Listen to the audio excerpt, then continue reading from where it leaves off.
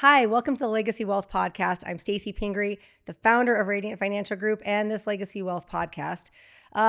Today, I'm really excited because the whole vision that I had behind creating this podcast was to share amazing stories to inspire and really, inspire the viewers to want to take action and, create a legacy for themselves. So today I have a guest that is very near and dear to my heart, more so than anyone in the world, I would say.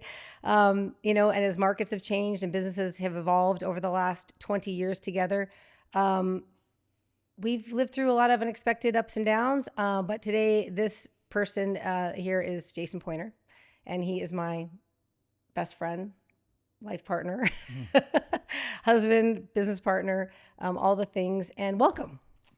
Well, thank you, Stacy. I find myself in my own bar area here. Yeah, I know it is kind of a little. You should feel very at home. Thank you. I'm glad I designed it this way. Yeah, exactly. I know, Jay, that there are so many people that you're kind of like an enigma or a of sorts. People would love to know the story. So I thought it would be just a really great way to I'd love for you to just kind of tell your story, kind of how you got here today, and pretend like we don't really know each. Like I don't know where I'm from and stuff. Yeah, like where you're from. What brought you here? All right. I'm from Chicago. Originally, I was born and raised in Chicago. Really good family. My mom and dad been married for 55 years.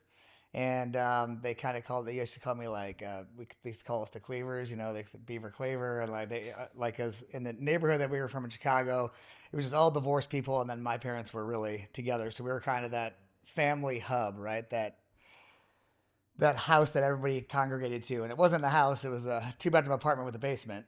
And it was a pretty amazing childhood. I just have to say the only thing that we were really missing in the childhood, the only thing my parents ever argued about was money.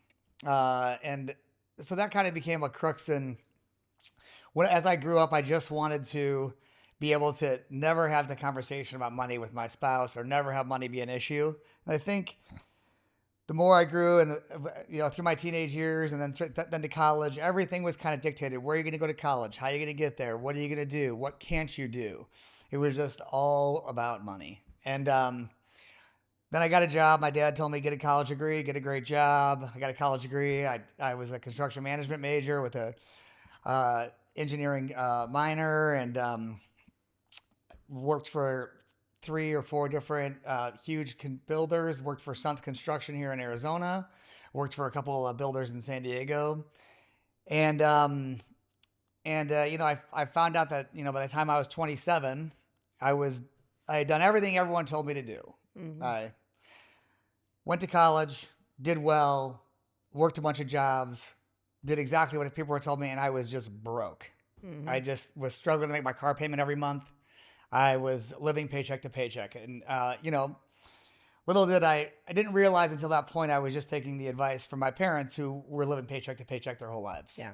And while it was all well-intended advice, every time that I tried to tell my dad, hey, I want to do this, or I want to start my own business, or that, he'd be like, well, just be careful, son. Yeah, fear. And that's and that's normal. It's natural. You know what I mean? My parents love me very much, and they didn't want me to see me in hard times or whatever. But the one thing that people that I just kind of realized by the time I was 27, and got fired from my last job. I was always kind of a terrible employee, but I just always had my own ideas, ways I wanted to do things. I wasn't a person that would take a lot of direction without asking why. If you didn't have a good answer to why, then I just had no time for you. I want to know why. I don't want to just do things because somebody told you so. Yeah. And I don't think anybody should do things because somebody told them so. I think that, including obviously you don't do anything that I tell you, but our kids, any coaching I've done in my life, any employees I've had, it's like I want to be questioned because the questions are where the good stuff is. Mm-hmm. So back to I came out of Chicago, wanted to go to college out of state, didn't have the money, so my dad says, If you want to go, I'll pay for the tuition, but you have to figure out somehow to get in-state because we can only afford in-state. And we were from Chicago. My best friend lived in Colorado, and I wanted to ski. So I moved to Colorado, got a job as a busboy with my best friend Jake. My best friend Jake and me, we shared everything: the same room, the same books. We went to college at the community college. We actually shared the same books to save money. We rented out a room from his dad for $25 a week, including steak meals. Big shout out to Steve Holtis. And it was all so I could get in-state tuition. So I didn't even go to Colorado State. Where I ended up going to college was Colorado State, but I couldn't go there because I couldn't afford to. Mm-hmm. I had to get in-state first. And how I did that is I went to school full-time and I worked full-time. Yep. And then the following year I got in-state. I went to Colorado State. My dad, same deal. He'll pay tuition, but he won't pay anything else. I didn't want to take any debt on, so I went to school 18 hours a semester. Then I worked, I delivered pizza full-time, so I did 3 13 to 14-hour shifts a week. And then during the week, and then on the weekends, I went and framed houses in the mountains and built houses. Yeah. So I always had a few different jobs going on. Yeah. And the working to me was the fun part.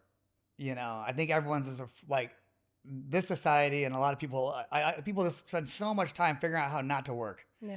I'm going to do this, this, and this. I'm going to use AI for this, and then I got this, and this guy's going to do this for me. And I mean, how much Netflix can you watch? Yeah.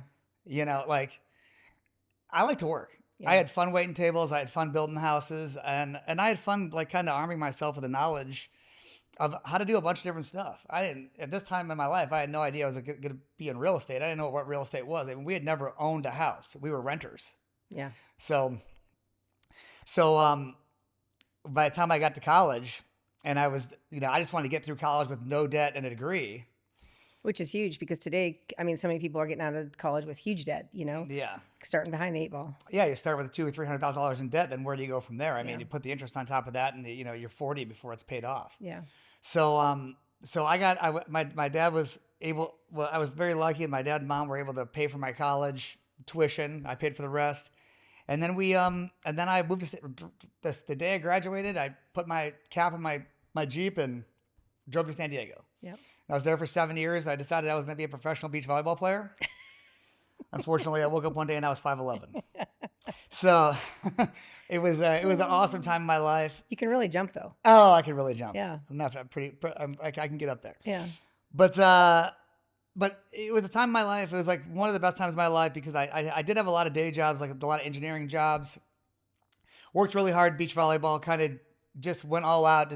I made it in beach volleyball as far as that I could make it athletically. Yeah. So, it's still a sport that I love and I play all the time. But it was just a really cool time until I was 27 and I was working for this guy named Matt Reno, and it was Reno Contracting. He was a great dude, and I had violated the company policies and procedures again. I just ran up a $1,400 cell phone bill this is like back when cell phones, I had like the first cell phone. You had the brick? The brick, yeah. And it was also $1 a minute. And yeah. I didn't know why I wasn't able to talk unlimited. And so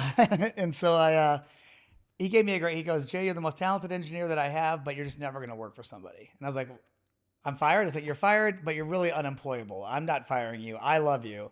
You're just kind of fired from work. And I was like, thanks. Excellent. so at the time I was DJing weddings at night to try to make extra money because my engineering job wouldn't pay for my incredibly lavish lifestyle in San Diego playing beach volleyball. And so I came out to Arizona, and on my way out to Arizona, I noticed that you could buy a new build. I was driving down the I-10. I looked up, there was a sign that said $500 down payment. I pulled over, put my $500 down, and it came with the remainder of the down payment in 6 months after the house was being built, and moved to Arizona. Yeah. Because I was looking all over San Diego at the time for a house to buy, and I realized that as a single guy making $50,000 or $60,000 a year and working a night job, I was priced out of real estate. Yeah. I was priced out of the American dream. They say that today. Yeah. And so that's why I loved Arizona. I wasn't looking to move into 120-degree weather. I do like the beach. Yeah. But I was looking for opportunity. Yeah. And Arizona then, and that still now, has a lot of that. it's been awesome. As soon as I put my money down on my first house, I was waiting for it to be built, started asking some questions, and turns out those houses rented for like $1,000 a month. At the time, you could buy a house and your mortgage would be about $1,000 a month. So I put my other, I had about $1,500 at the time. So I took my other $500 that I had and bought more houses. Just put my $500 down. I didn't know if I could close on them, but I figured, what's the worst case scenario? I lose $500. And I started buying houses and seeing if I could rent them out. I did everything by myself in the beginning. I was just thirsty for knowledge. I wanted to know how to rent, what people wanted, what I could do, I want to know everything about the rental business. And then my first house closed, and I was reading through the settlement statement, and I noticed that the realtor had made $4,000. It was a $120,000 house at the time. And I'd never seen $4,000 in one place at the same time. So I was like, dude, that guy did not seem like he did very much work. Just straight up. And so I called him and I said, hey, how long, what does it take to be a realtor? And he's like, oh, you got to go through this really complex class. It takes 90 hours. I'm like 2 weeks. And so I started taking real estate school at night, got my real estate license 3 weeks later, and started telling everybody I was the best realtor in Arizona. I can vouch for that. I ran into you a year later, so I can vouch for that.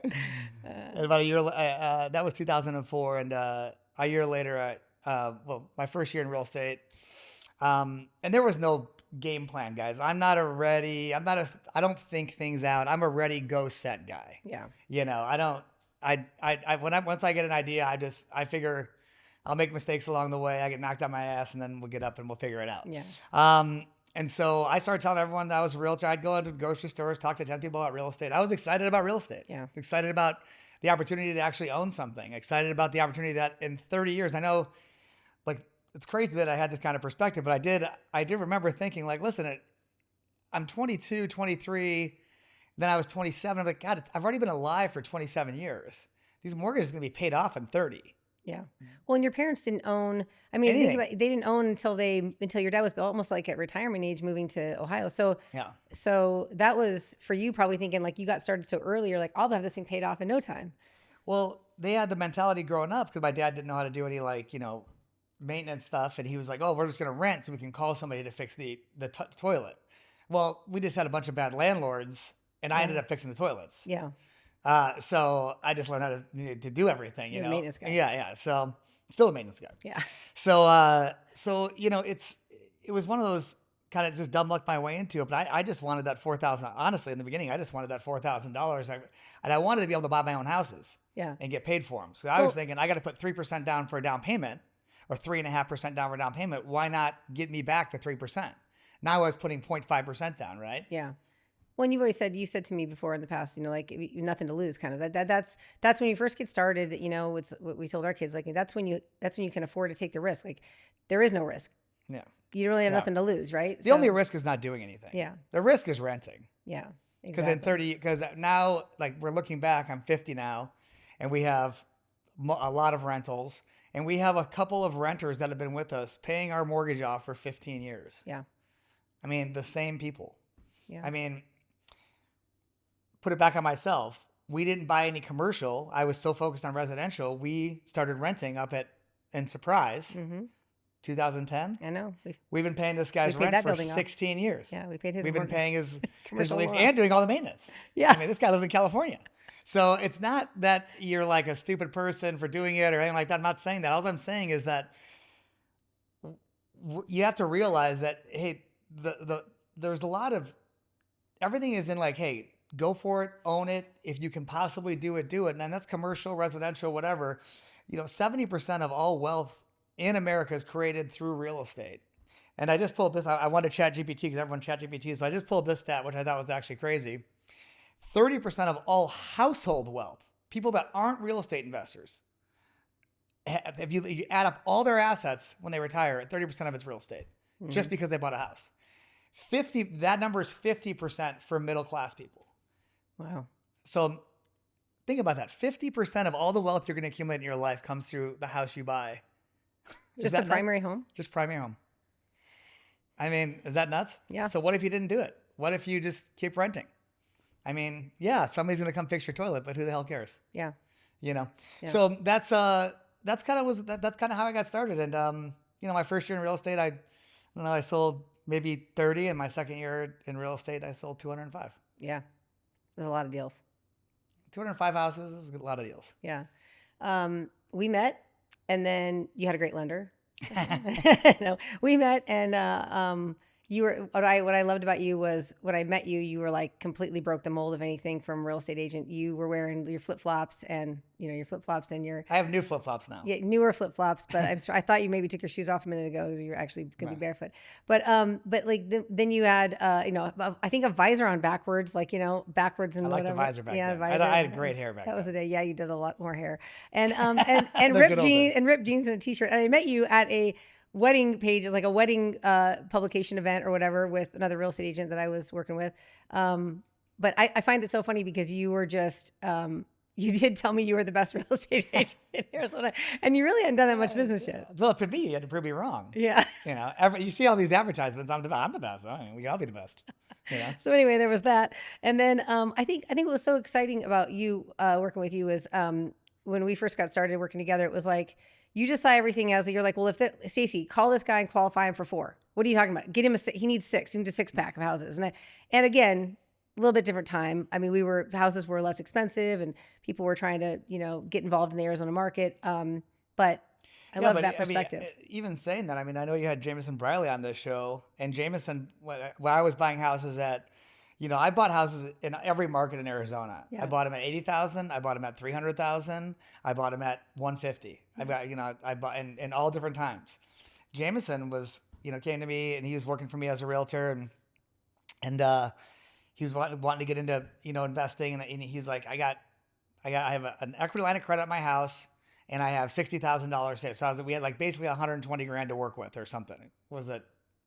No, we had 60 grand to work with, and the houses were 200,000. Yeah. We'd Maybe it was 80, because I can remember.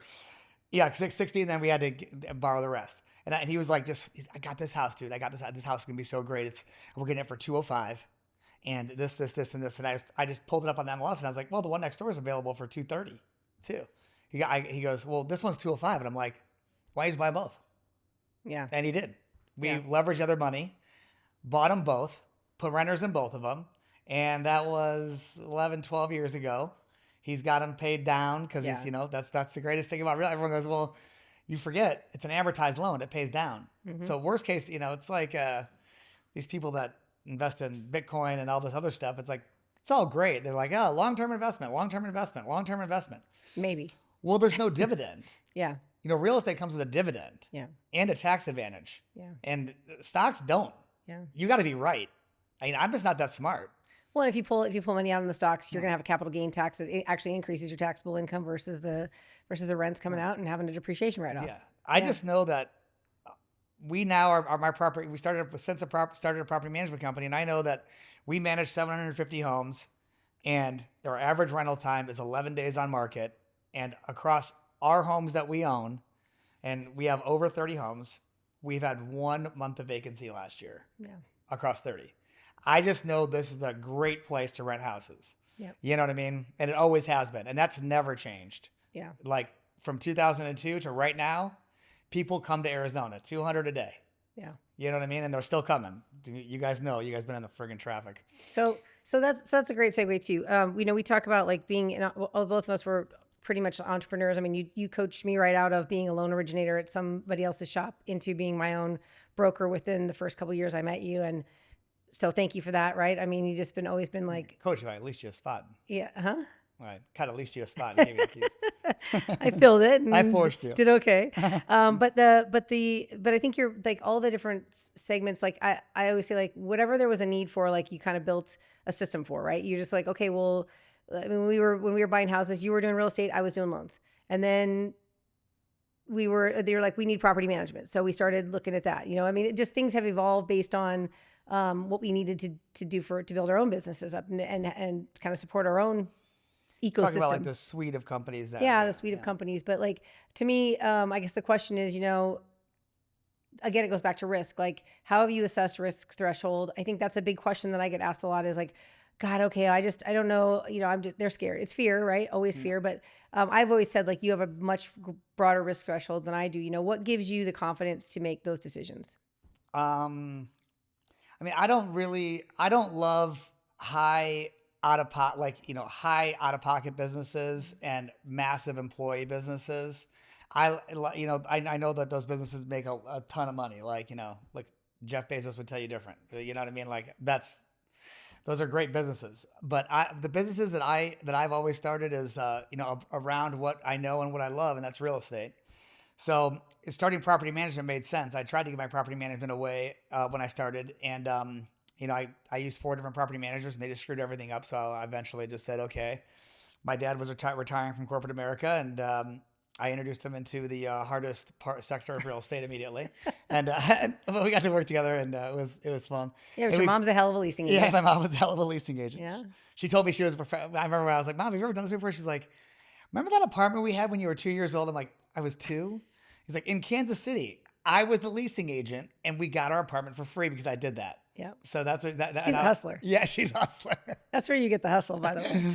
Yeah. So at any rate, and then as far as I was going to try and buy fix and flips, fixing houses up and selling them, and I was borrowing hard money from guys at 18%. So I figured I would just start doing hard money, and I went and got the money and started lending it out to other people, using it for my own stuff. So we started a hard money company, and obviously you already had a mortgage company. So everything we do, we've like juggled, like, are we going to do title? Are we going to do insurance? And that stuff, just all those businesses where it's just not, doesn't do anything for me. I think for a business to work, like, if you're going to love, you have to actually like the core of the business. Yeah. Like, I don't like title. I don't like insurance, pisses me off. Yeah. And like outright. But I do businesses that I feel like that we can help people, and we can also get into it with a kind of a low down, like, it doesn't take too much to get into it, and you get some employees, and you just add employees as it's needed. It's all about the leads. Yeah.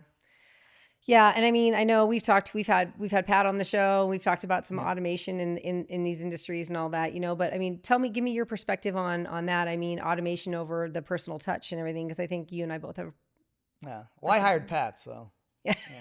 I think automation. Pat AI. Yeah, Pat AI, I call him. I think automation is definitely necessary in, like, our economy, and I think you got to be thinking about it for your kids and all this stuff. But I think people are overdoing it. Like, I think the pendulum has just swung too far. People think that AI is going to run your life, and it's not. Like, listen, if I call somebody and I get a computer on the phone, I hang up. Yeah. You know what I mean? That's just how the bottom line. Or how many computer calls do you get a day anyway? A zillion. Already? Yeah. So I don't. Our property management company, you call, you get a human that works for the company, that's in the office. Yeah. You know what I mean? That's as part of our team. Yeah. So I want people to feel like, I think that moving forward, that there's going to be more of a premium put on it.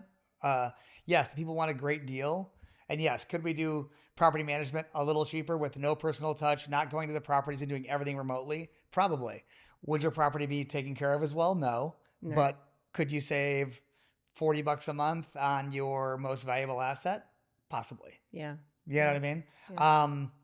I just think that when it comes to our businesses, especially real estate, mortgage, I mean, you're dealing with somebody's most valuable asset. Yeah. That's the bottom line. These people that buy rentals, that trust you for a loan, it's the biggest financial transaction they're going to do that year, most likely. Yeah. Well, so or maybe in their life. We want to make sure they have a family touch. So that's the balance. Yeah.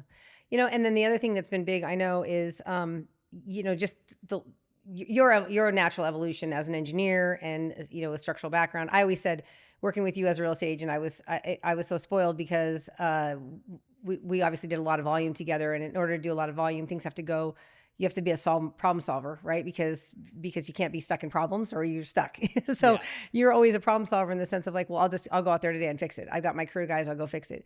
And years have gone by. You've created a pretty awesome team and crew of guys that work with you full time on the construction side. So you're the owner of Phoenix Property Group, the owner of the PG Contracting. Everything's called PPG.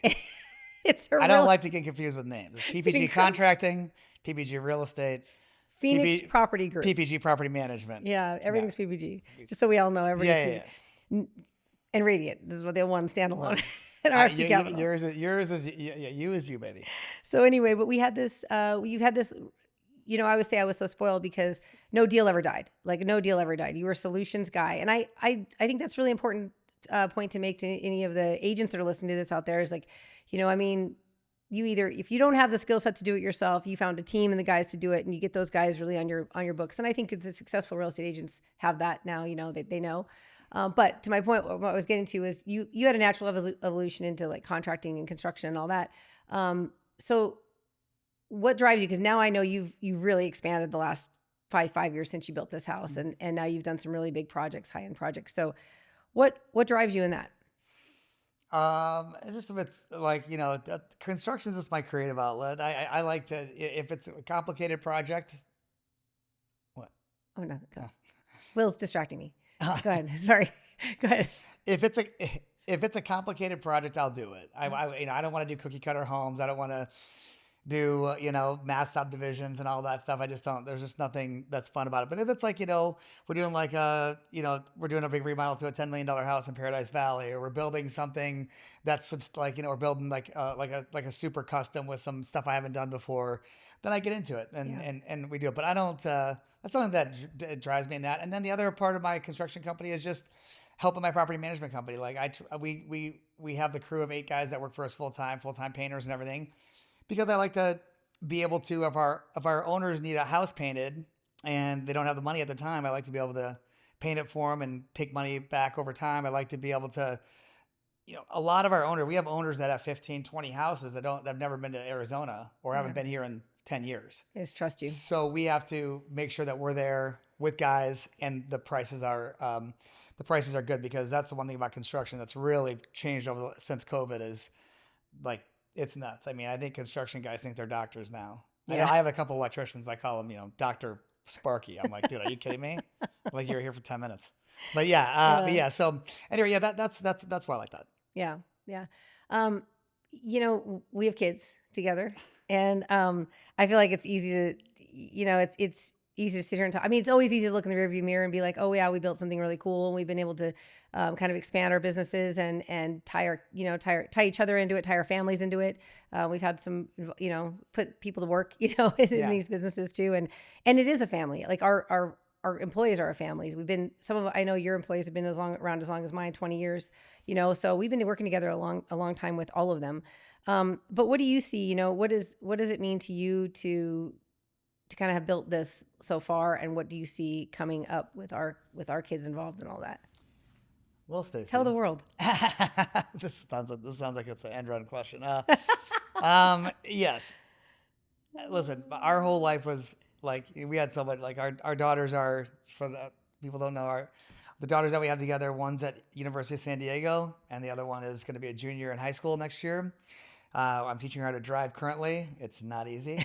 I'm having a problem with the left turns right now, but yes, a big thing for me is to create a legacy and a couple of companies that create 2 things. One, an option for the girls to come work with us if they choose, but it won't be directly out of college, because I want them to experience the real world. Yeah. And 2, the option for us to be anywhere we want to be when we have grandkids. and that's the objective of the next 2 years, is to finish up any big projects we have, including some commercial stuff that we're working on, and seeing where after the girls are, kind of finish up college, making sure we have the freedom, because that's really what the whole getting the rentals is all about. I mean, if anybody would just sit down and just take a pencil out and just write your number on the paper, right? Write your number of what do you need a month to live your ultimate dream life? This number is just different for everybody. Yeah. And it can change over time. I took mine out when we met, and you were pregnant with Ryan, our first, and I thought it was $20,000 a month. I thought $20,000 a month. There's the flip flops don't cost that much money. I don't mind traveling coach, and like I want to be at this beach, be here. We'd be set. Done. 20,000. Yeah. Like Done. we wouldn't even know what to do with that much Yeah. money. No, I know.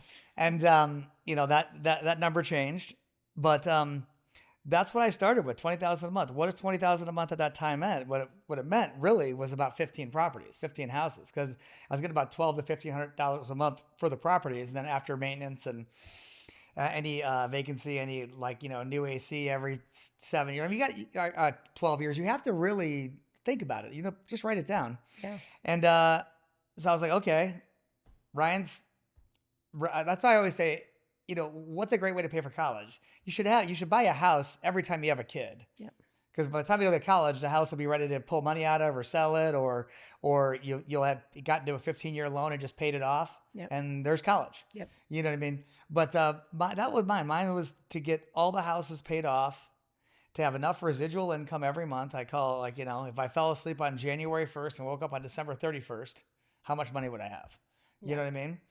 And you also got to factor in when you're not working, you spend a lot more money. Yeah. Right. So I've noticed that with your schedule lately. so as that yeah, I buy a lot of money in volleyballs. As that's changed over the years, but I don't think anybody that hasn't sat down and actually done that and figured out a strategy, because you're going to have to change something. Yeah. Right. It's either I'm going to buy houses, or I'm going to invest in this, or I'm going to get a second job, or I'm going to do this. But something's got to change if there's more month at the end of the month than there is money. Yeah. That's what it is. And that was just the residual income. So those are the two things that I'm currently focused on, trying to get to a place where we have complete time freedom, and the financial freedom. We're pretty much, I feel we're there. I feel like we're good until you want some more expensive purses. But for now, I don't buy purses. Come on. No, I mean, I think that's true. And I think now the challenge really is more like for us, what we talk about is scaling and removing ourselves off the org chart, and I think that's the big piece for us is really figuring that out. So you got to put some systems in place and processes and the right people and all that. So, I love it. What else do you want to talk about? Nothing, Stacy. Let's talk about your mountain house. That's what you want to talk about. She wants to live in the mountains. The one thing on the board that has not been checked off has been my mountain house. So for those listening, anybody that's got a nice piece of land in Telluride, Fulton, if you're out there. No, I got a few clients in front. No, everything for me has been a dream. And I'm just excited for the next chapter. I feel like it's been a great life. We've had a lot of fun, and we've worked a lot, and people have said to us over the year, God, you guys just work so much. But it's never like the day that I quit working for somebody else is the day that it's not feeling like work. Yeah. To me. Yeah. So I just, and I think, actually one thing to say to that too is, there's been two things about you that I think really stand out to me when I look at like your last 20 years working with you, living with you, being with you. It hasn't always been easy.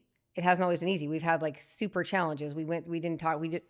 Thank goodness, right? We don't need to go through it anymore. Everybody knows. We lived through the crappiest real estate market in the world and the best. So yeah, of course there's gonna be hard times. Yeah, there's hard times and then there's been great times. But I think the biggest thing with you that I've noticed is that thinking will not like overcome fear. Only action will. And so even times when I've been scared, I was going to become a nurse or something there. And oh God, the nurse talk. Yeah, I was going to go back to school and become a nurse because the mortgage industry just fell apart. And I mean, and you're like just make more calls, just call more people, just get back, go figure out, just evolve, and don't evolve into a nurse, evolve personally and professionally in the space that you're in. So we have, but I think that's another thing is you've always made things look really easy.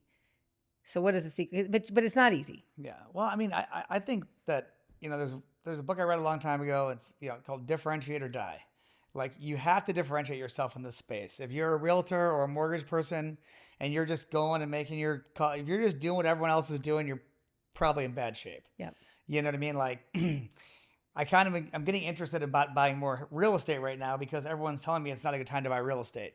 Whenever somebody tells me it's a great time to buy real estate, I know it's a crappy time to buy real estate. Yeah. And when everyone's, because that means they're listening to the news. And I know that, real estate's come down and there's amazing deals out there right now. And the fact that people that are like, oh man, bad time to buy real estate, I'm like, now it's time to buy. Yeah, exactly.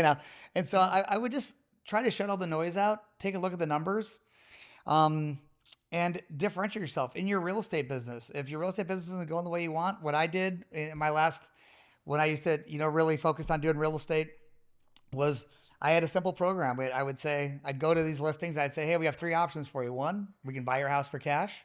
2, we can fix your house up for you. My cost, doesn't matter how much it is. My cost, we'll sell it. You pay me back out of the proceeds. I coordinate everything, do everything. Or 3, we just, we sell it traditionally. And I did that, and you'd be shocked how many people are just like, they'd be scared not to use me because I'm going to paint their house. I'm going to fix their kitchen. I'm going to change that carpet out they've been looking at for however many years so they can sell their house. We're going to put $5,000 in to get them $20,000 more, cost them 0 interest. And they love that program. And I did too. I thought, anything that you can do to give yourself an edge and differentiate yourself from just another realtor or another whatever you're in is going to be, that's how I've always, I know it looks easy, but it's not, it's just more work. Yeah. That's the lesson of the day. Work hard. Okay. Well, thank you for being here on the show. It's about time. I know there's a lot of people anxious to hear it, so I'm excited. Thank you very much, Stacey. It's a beautiful show. Thank you very much. And to you out there listening, we're going to put links to all of the companies that are the suite of companies that are PPG. As Jason said, there's a lot of them. They all have the same name, so they just have different second parts. But it's not paints. PPG paints. Oh yeah, that's true. That's not you. An Ohio PPG thing. Property Management. I didn't know they existed when I came up with that amazing name. Yeah, it was really good. Anyway, we'll put all the ways to contact Jay and all the suite of companies in the notes below. Thank you so much for being here, and we'll see you out there in Arizona real estate.